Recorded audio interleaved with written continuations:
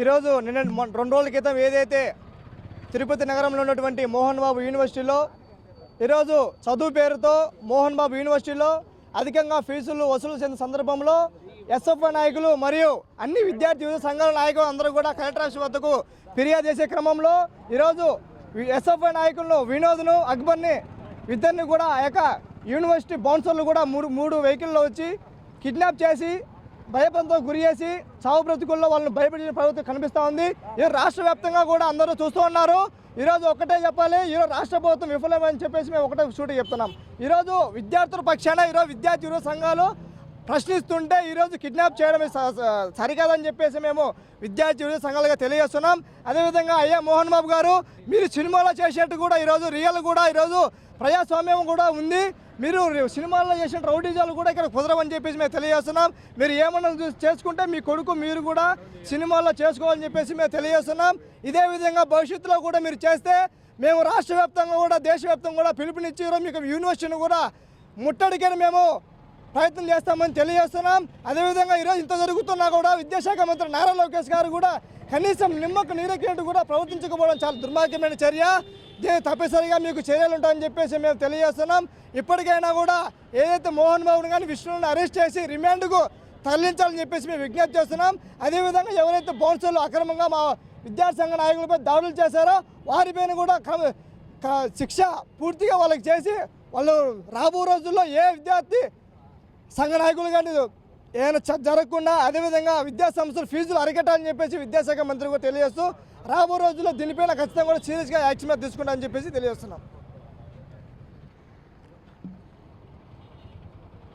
గత 4 రోజుల క్రితం తిరుపతి నగరంలో ఉన్నటువంటి మోహన్ బాబు యూనివర్సిటీ అవినీతి అక్రమాలకు వారికి అవినీతి కుంభకోణాన్ని బద్దలు కొడుతూ తిరుపతి పట్టణంలో ఉన్నటువంటి విద్యార్థి సంఘాలు అక్కడ జరుగుతున్నటువంటి అవినీతి అక్రమాలు 60 లక్షలకు పైచిలకు అవినీతికి పాల్పడ్డారని ఇవాళ ప్రభుత్వమే లెక్కలు తేల్చి ఈ యూనివర్సిటీ మీద విచారణ చేపడుతున్నటువంటి నేపథ్యంలో దీని మీద పూర్తి స్థాయి విచారణ చేయాలని చెప్పి అక్కడ ఉన్నటువంటి ఎస్ఎఫ్ఐ, ఏఎస్ఎఫ్, ఎన్ఎస్యుఐ ఇతర విద్యార్థి సంఘాలు ప్రత్యక్షంగా ఆందోళన చేస్తూ ఉంటే ర్యాలీకి వెళ్తున్నటువంటి విద్యార్థి సంఘాల నాయకులు అక్కడ ఉన్నటువంటి తిరుపతి ఎస్ఎఫ్ఐ జిల్లా కార్యదర్శి, యూనివర్సిటీ ఎస్ఎఫ్ఐ లీడర్ను యూనివర్సిటీలో ఎవరైతే మోహన్ బాబు బౌన్సర్లుగా పెట్టుకున్నటువంటి రక్షక భటులు ఇవాళ విద్యార్థి సంఘాల నాయకులను కిడ్నాప్ చేసి 3 వెహికల్స్లో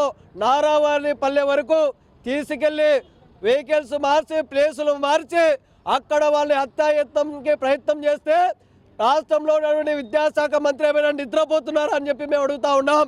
నీ సొంత ఇల్లు నువ్వు పుట్టిన ఊరిలోనే మా విద్యార్థి సంఘాలకు రక్షణ లేకపోతే ఈ రాష్ట్రంలో ఎక్కడ రక్షణ కల్పిస్తామని చెప్పి వాళ్ళ నారా లోకేష్ గారిని అడుగుతా ఉన్నాం. చంద్రబాబు నాయుడు గారు మాట్లాడరు, విద్యాశాఖ మంత్రి మాట్లాడరు.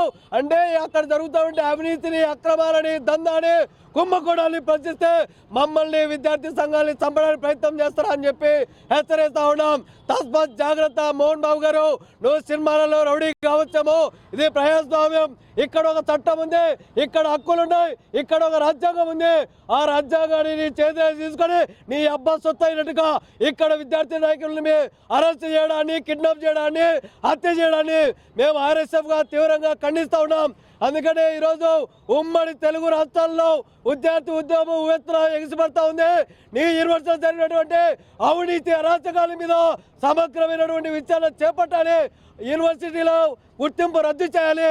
మోహన్ బాబును తక్షణమే అరెస్ట్ చేయాలని చెప్పి కూడా మేము డిమాండ్ చేస్తూ ఉన్నాం.